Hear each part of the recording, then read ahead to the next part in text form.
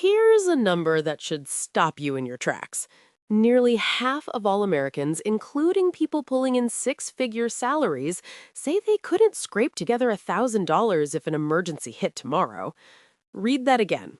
People earning more than most of the world still feel financially trapped. So if income isn't the problem, what is? The answer is almost never how much you earn. It's the system, or more accurately, the lack of one. Without a clear framework for managing money, a raise just means more money disappearing faster. I've seen this pattern play out again and again, and today I want to break it open. Here are 5 specific things keeping you broke and exactly how to fix each one. Let's start with the most foundational issue.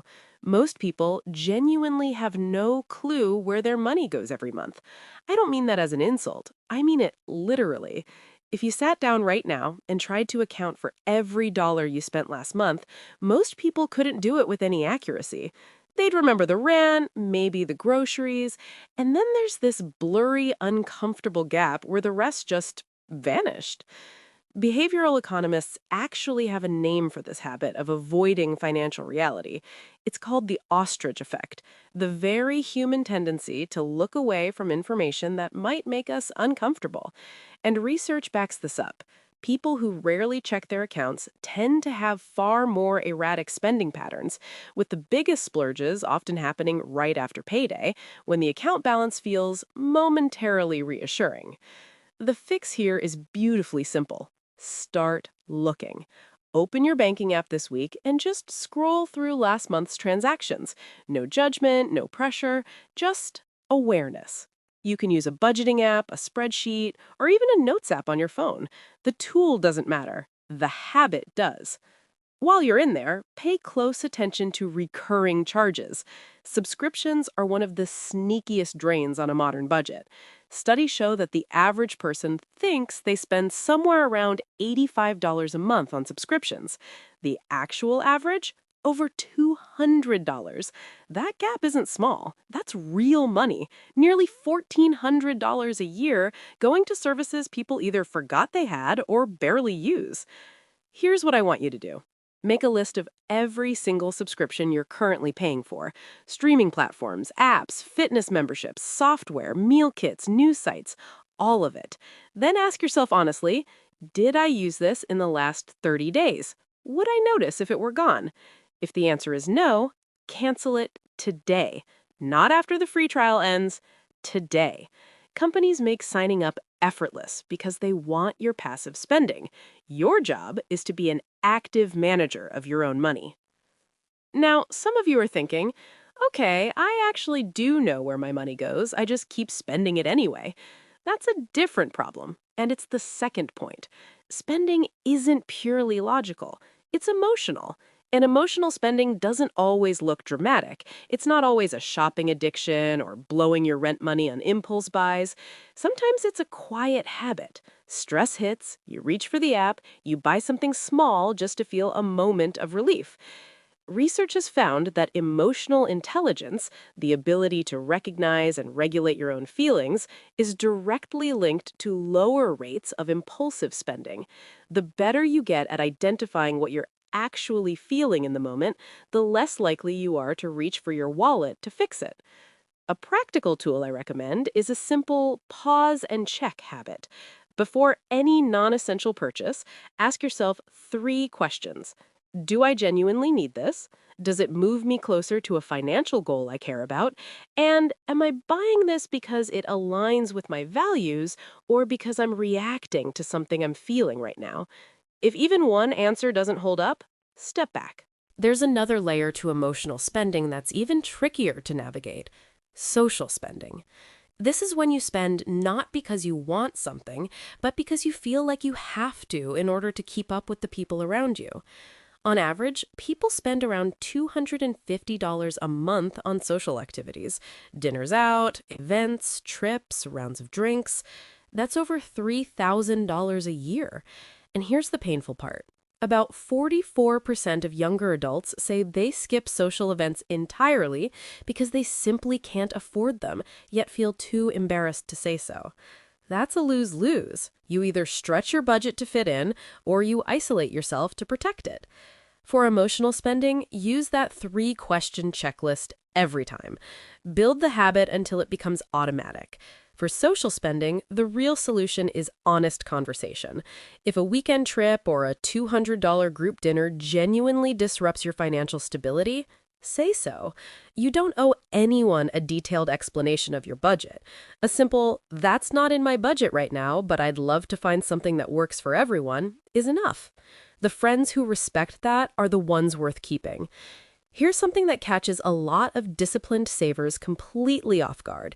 They cut the small stuff, feel proud of themselves, and then make one large financial decision that unravels months of careful budgeting. The big categories, transportation and housing, often account for 50 to 60% of monthly spending.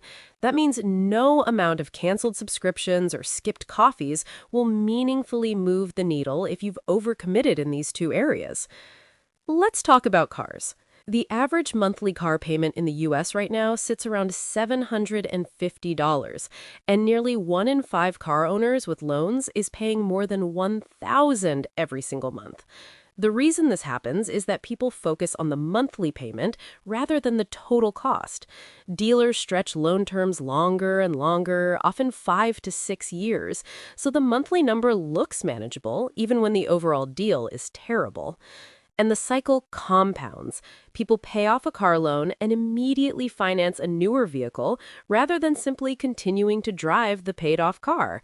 That's one of the most expensive habits in personal finance. Use the 24-10 rule as your guardrail. Put at least 20% down on any vehicle purchase. Keep your loan term to 4 years or fewer, and make sure all of your transportation costs, payment, insurance, gas, maintenance, stay under 10% of your monthly take-home pay. That last number is the most important one. It's the ongoing commitment. If you earn $6,500 a month, your total car costs should stay below $650. If a vehicle doesn't fit that math, it doesn't fit your life right now. Housing follows a similar logic, with median home prices hovering between $400,000 to $450,000 in many markets. The pressure to stretch financially can feel enormous, especially when banks are willing to approve loans that are far beyond what's comfortable. Your monthly housing payment, including principal, interest, property taxes, and insurance, should not exceed 28% of your gross monthly income. For a $400,000 home, that monthly payment lands around $2,600. To stay within the 28% threshold, you'd need to be earning roughly $110,000 a year. Banks will often approve you for significantly more than this. Don't treat the approval limit as a budget recommendation. The goal is to own a home that builds your wealth, not one that consumes it. Awareness and spending discipline matter, but they're not enough on their own. You also need a system for how money actually flows through your life. Studies suggest that over 90% of people never reach their financial goals, not because they don't want to, but because they never build a concrete plan. When it comes to money, good intentions without structure almost always lose. The fix is to reverse that sequence entirely. Save first, before discretionary spending, not after. Treat savings like a bill with a due date. Set up a recurring transfer from your checking account to a savings or investment account the same day your paycheck hits. Research from the Consumer Financial Protection Bureau shows that people who automate savings roughly double the amount they save each month compared to those who try to save manually. The psychology is straightforward. Money you never see in your spending account doesn't tempt you. It just grows quietly in the background while your daily financial life operates normally. You build wealth without needing perfect discipline every single day. If your employer offers a 401k match, that is free money. Full stop. When you contribute a portion of your salary and your employer matches it, you are getting an instant return on that contribution the moment it's deposited. There is no investment on earth that gives you a guaranteed 100% return the moment you make it. And yet, approximately 1 in 4 employees doesn't contribute enough to claim their full match. Here's your assignment. This week, not next month, not at the next open enrollment, log into your 401k account. Find out exactly how much your employer matches and confirm that your contribution rate is at least high enough to capture every dollar of it. This takes 10 minutes. The return on those 10 minutes could be worth hundreds of thousands of dollars by the time you retire. None of what we covered today requires a high income or a finance degree. It requires honesty, intention, and a willingness to take small, consistent action. Track your spending, do a subscription audit, pause before emotional purchases, follow the affordability rules for cars and housing, automate your savings, and claim every dollar of any employer match available to you. These aren't glamorous strategies, but they are the ones that actually work. Now, here's something I want to try with this video. If you made it all the way here, leave the word clarity in the comments. No explanation needed, I'll know what it means. And it's a small way to see how many of us are actually committed to changing our financial picture. The best time to start was yesterday. The second best time is right now. I'll see you in the next one.